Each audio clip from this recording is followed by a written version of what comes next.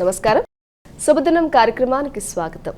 మేషరాశి నుంచి మీనరాశి వరకు ద్వాదశ రాశుల వారందరి ఫలితాలు ఈ రోజు ఏ విధంగా ఉన్నాయి, మరి వారు ఈ రోజు తీసుకోవాల్సిన జాగ్రత్తలు, పాటించాల్సిన పరిహారాలతో పాటు నేటి పంచాంగం, అలాగే నేటి వశిష్టం ఇత్యాది అంశాలన్నీ కూడా పూర్తిగా తెలియజేసేందుకు మనతో పాటు ఉన్నారు విశ్వవిద్యాలయ అగ్రశ్రేణి, తొలి మహిళ, జ్యోతిష్య, వాస్తుశాస్త్ర పట్టభద్ర, పంచాంగకర్త, జ్యోతిష్య మహోపాధ్యాయ, అలాగే జ్యోతిష శాస్త్రంలో PhD గోల్డ్ మెడలిస్ట్ అయినటువంటి డాక్టర్ ఇడుపుగంటి పద్మజరాణి గారు. వారితో మాట్లాడదాం. రేటి రాశి ఫలితాల గురించి అడిగి తెలుసుకుందాం. నేటి పంచాంగం. అమ్మ, ముందుగా ఈ రోజు పంచాంగ వివరాలు తెలియచేయండి. 8/5/2025 శ్రీ విశ్వవసునామ సంవత్సర ఉత్తరాయణం, వైశాఖ మాసం, శుక్లపక్షం, గురువారం. సూర్యోదయం ఉదయం 5:28, సూర్యాస్తమయం సాయంత్రం 6:20, తిథి ఏకాదశి మధ్యాహ్నం 12:29, నక్షత్రం ఉత్తర రాత్రి 9:06, యోగాలు హర్షణ రాత్రి తెల్లవారుజామున 1:57, కరణము విష్టి మధ్యాహ్నం 12:29, భవ రాత్రి తెల్లవారుజామున 1:41, రాహుకాలం మధ్యాహ్నం 1:30 నుంచి 3:07, గుళికాలం ఉదయం 8:41 నుంచి 10:17, యమగండం ఉదయం 5:28 నుంచి 7:04, అభిజిత్ ముహూర్తం ఉదయం 11:28 నుంచి 12:20 వరకు, దుర్ముహూర్తం ఉదయం 9:45 నుంచి 10:37, అలాగే మధ్యాహ్నం 2:54 నుంచి 3:46, అమృతకాలం మధ్యాహ్నం 1:03 నుంచి 2:51. ఇది నేటి పంచాంగం. నేటి రాశి ఫలితాలు. మేషరాశి.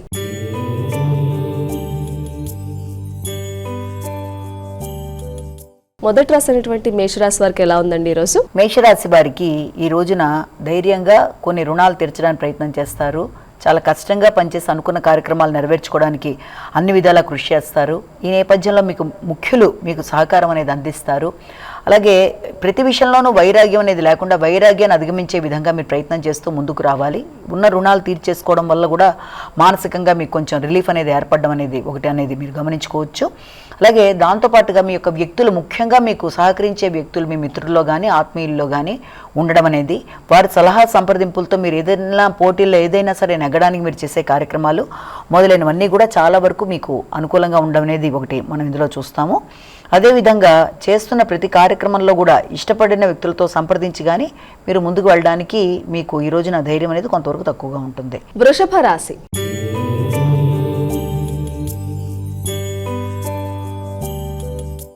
మా వృషభ రాశి వారి ఫలితాలు ఎలా ఉన్నాయి? వృషభ రాశిలో వారికి ఆలోచనలు చాలా వరకు అనుకూలంగా ఉంటాయి. సంతానం అలాగే ఇష్టపడిన వ్యక్తులు మీకు సహకారాన్ని అందిస్తారు. చేద్దాం అనుకుంటున్న కార్యక్రమాలన్నీ కూడా ధైర్యంగా చేస్తూ ముందుకు వెళ్ళిపోతారు. ఆర్థిక సంబంధమైన విషయాలు కూడా చాలా వరకు అనుకూలంగా ఉంటాయి. అలాగే ముఖ్యమైన వాటిల్లో అంటే ఇంతకుముందు మీరు ఏదైనా ప్రయాణాల విషయంలో కానీ టెక్నికల్గా కానీ ముందుకు వెళ్ళడానికి చేసే కార్యక్రమాలన్నీ కూడా చాలా వరకు మీకు అనుకూలంగా ఉండడం, తద్వారా చేద్దాం అనుకుంటున్న వాటిల్లో ఎలాంటి ఇది లేకుండా ముందుకు వెళ్ళిపోవడానికి ఎంతో చక్కగా కృషి చేస్తారు. అలాగే చిన్ననాటి మిత్రులు సహకరించడం అనేది, అలాగే మీ కమ్యూనికేషన్ అనేది కూడా చాలా చక్కగా ఉంటుంది. మిథున రాశి.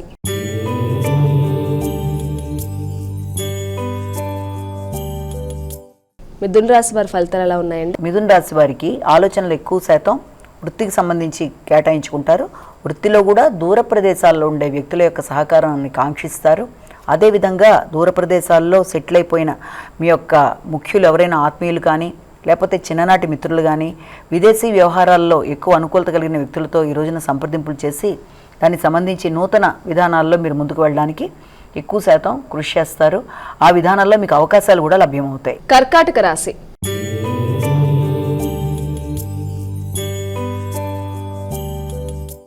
కర్కాటక రాశి వారికి ఈ రోజు ఎలా ఉన్నది? కర్కాటక రాశి వారికి ఈ రోజున మీ మీద మీకు నమ్మకం, స్థైర్యం, ఆత్మవిశ్వాసం పెరుగుతాయి. ఇతరులకి మీరు సహకరిస్తారు. ఇతరుల యొక్క సహకారాన్ని కాంక్షించడం మీద పెద్ద ఎక్కువ ఆసక్తి చూపించరు. అదేవిధంగా దూర ప్రదేశాల్లో విద్య కొరకు కూడా ప్రయత్నాలను అధికంగా చేస్తారు.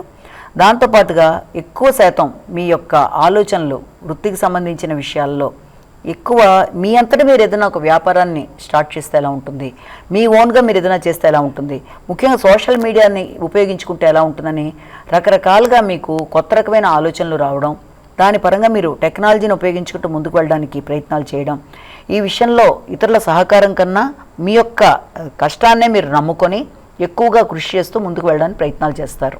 సింహరాశి.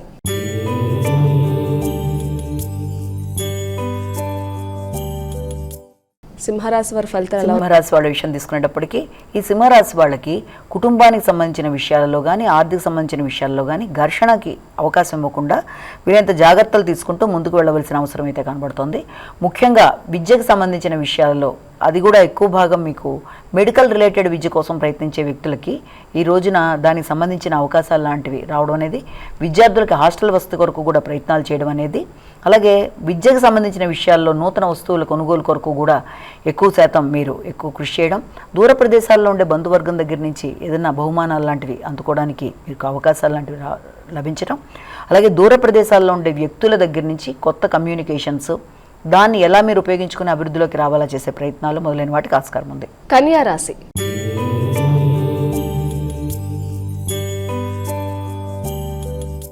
కన్యా రాశి వరకు ఎలా ఉందండి? కన్యా రాశి వాళ్ళకి వ్యక్తిగత సామర్థ్యం పెరుగుతుంది, మీ మీద మీకు నమ్మకం పెరుగుతుంది, కృషిశీలత పెరుగుతుంది, పట్టుదలగా కార్యక్రమాలు నిర్వహించడానికి ప్రయత్నం చేస్తారు. సంఘంలో కొత్త వ్యక్తులతో మైత్రి బంధాలు వికసిస్తాయి. అలాగే వారి యొక్క సహకారంతో ఆర్థిక సంబంధమైన విషయాల్లో అభివృద్ధి కొరకు ప్రయత్నాలను ఎక్కువ చేస్తారు. తులారాశి.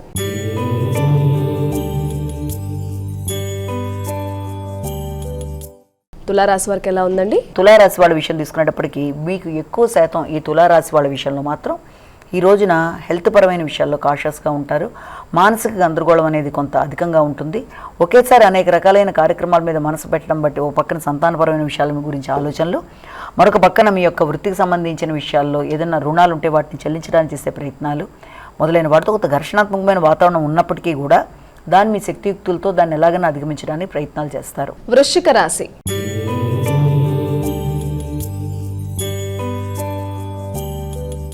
వృశ్చిక రాశి వారి ఫలితాలు ఎలా ఉన్నాయండి? వృశ్చిక రాశి వాళ్ళకి ఎదురు చూసిన లాభాలు అనుకూలంగా ఉంటాయి, సంతాన అభివృద్ధికరంగా ముందుకెడుతుంది, మీ క్రియేటివిటీ ఉపయోగకరంగా ఉంటుంది, మీ యొక్క ఆలోచనలు ఇతరులకు ఉపయోగకరంగా ఉంటాయి. అలాగే ఏ విషయాల్లో అయితే మీరు ఆగుతూ వచ్చారంటే ఒక కొనుగోలు విషయంలో కానీ, అదే ఏదైనా గృహ వాహనానికి సంబంధించిన విషయాల్లో కానీ మీరు ఎదురు చూస్తున్న విషయాల్లో చాలా వరకు మీకు అనుకూలంగా ఉంటుంది. ఆర్థిక సంబంధమైన విషయాలు, అలాగే వారసత్వపు ఆస్తులు మొదలైన విషయాల గురించి దృష్టి సారిస్తారు. ఆరోగ్యం చాలా వరకు అనుకూలంగా ఉంటుంది. ధనస్సు రాశి.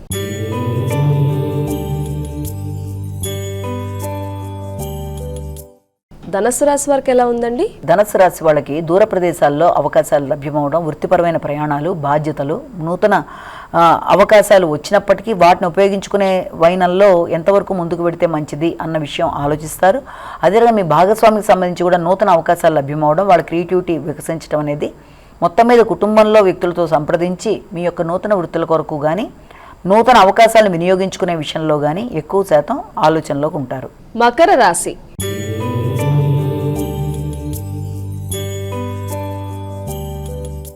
మకర రాశి వారికి ఈరోజు ఎలా ఉందండి? మకర రాశి వాళ్ళ విషయం తీసుకునేటప్పటికీ దూర ప్రదేశాల్లో అవకాశాలు లభ్యమవడం అనేది, ముఖ్యంగా కళారంగంలో ఉండే వాళ్ళకి అవకాశాలు లభ్యమవడం అనేది, కొందరు తాత్కాలికంగా ఎక్కువ లీవ్ తీసుకోవడానికి అవకాశాలు లాంటివి అవకాశం అనేది ఒకటి.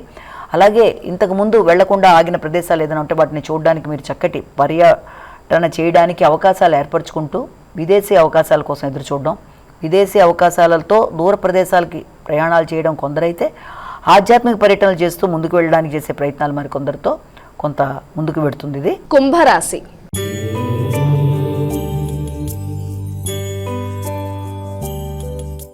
కుంభరాశి వారి ఫలితాలు ఎలా ఉన్నాయండి? కుంభరాశి వాళ్ళ విషయంలో ఆరోగ్య విషయంలో జాగ్రత్తలు తీసుకోవాలి, ఆలోచనలు కూడా అనుకూలంగా ఉండేట్టుగా చూసుకోవాలి. ఆకస్మికమైన పనుల వల్ల మిగిలిన మీ ముఖ్యమైన పనులు కొన్ని ఆటంకంలోకి రావడం అనేది, ముఖ్యంగా మీకు అనవసరపు బాధ్యతలు అనేవి అధికంగా ఉండడం వల్ల మీ వృత్తులు మీద మీరు సొంతంగా వ్యక్తిగత విషయాల మీద కాన్సన్ట్రేషన్ చేసుకోవడానికి అవకాశం లేకుండా ఎక్కువ శాతం మీరు అధికంగా వేరే విషయాల మీద, అంటే మీరు ఎక్కడైతే పనిచేస్తున్నారో అక్కడ అనుకోని ప్రెషర్ అనేది ఎక్కువగా ఉండడం బట్టి వృత్తిపరంగా కొంత చికాకుగా ఉండడం, మానసికంగా ఘర్షణాత్మకంగా ఉండడం, వృత్తిపరమైన ఇబ్బందులు ఉండడం మొదలైన వాటికి ఆస్కారం ఉంది. ఇలాంటి వాటిని అధిగమించడానికి శ్రీ రాజమాతాంగీర్మ అనే శ్లోకాన్ని పఠించాలి. మీనరాశి.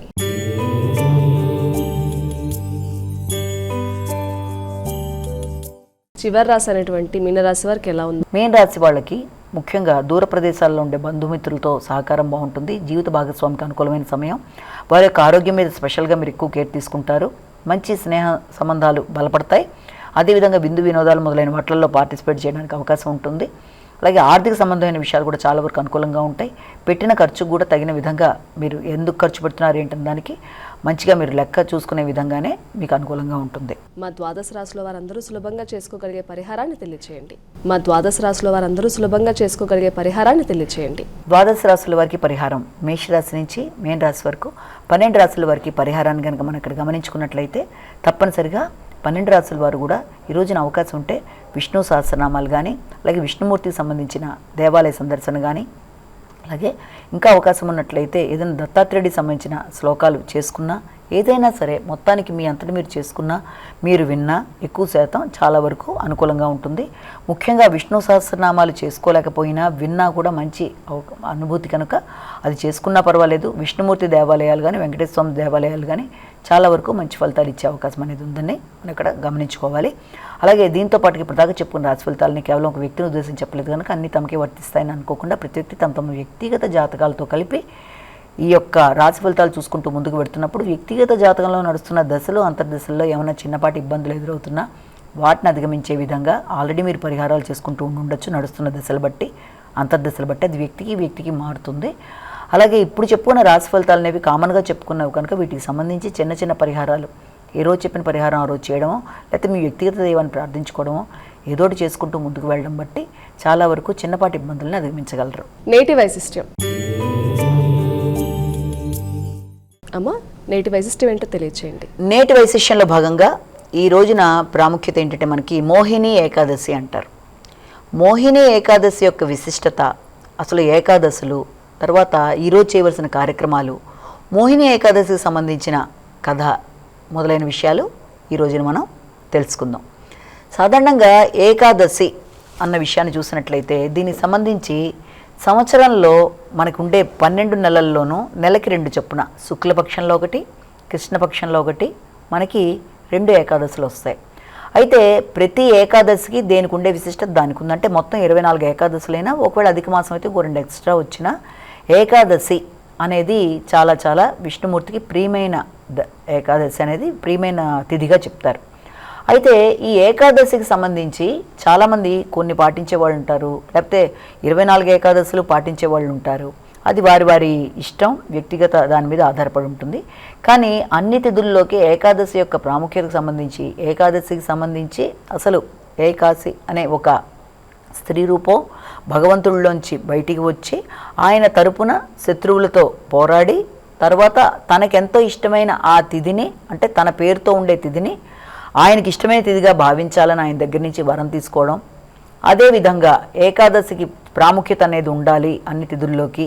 అప్పుడు ఎవరైనా ఉపవాసం చేసి దేవుణ్ణి ప్రార్థన చేసినట్లయితే వాళ్ళకి అన్ని విధాలా అనుకూలంగా ఉండాలని, తర్వాత అన్ని తిథుల్లోకి ప్రత్యేకంగా ఏకాదశి తిథి ఉండాలని, అది దేవుడికి ప్రియమైన తిథిగా ఉండాలని, అలా ఏకాదశి పేరుతో వచ్చిన ఆ స్త్రీ, ఆయనలోంచి వచ్చిన స్త్రీ ఆయన్ని వరం కోరుకున్నట్టుగా ఏకాదశి అనేది ఏర్పడినట్టుగా దీని గురించి పురాణాల్లో చెప్తారు. అయితే ఇప్పుడు ప్రతి నెల వచ్చే ఏకాదశుల్లో ముఖ్యంగా ఇది ఇప్పుడు వైశాఖ మాసంలో శుక్లపక్షంలో వచ్చిన ఏకాదశిది. దీన్ని ఈ ఏకాదశిని మనం మోహిని ఏకాదశి అని చెప్పి అంటాం.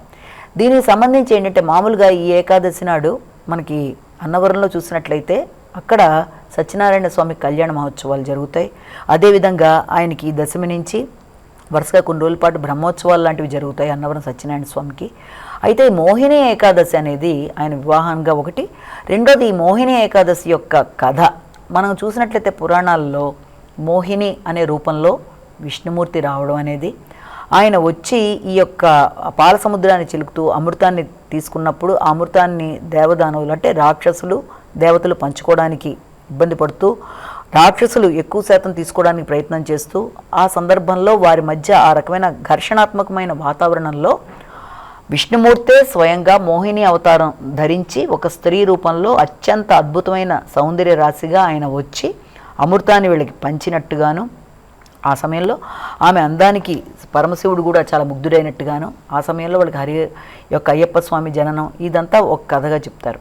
అయితే ఆ మోహిని రూపానికి సంబంధించి మనం ర్యాలీ అనేది మనకి రాజమండ్రి దగ్గర ఒక పశ్చిమ గోదావరి జిల్లాలో ర్యాలీ అని చెప్పి ఒక గ్రామం ఉంటుంది.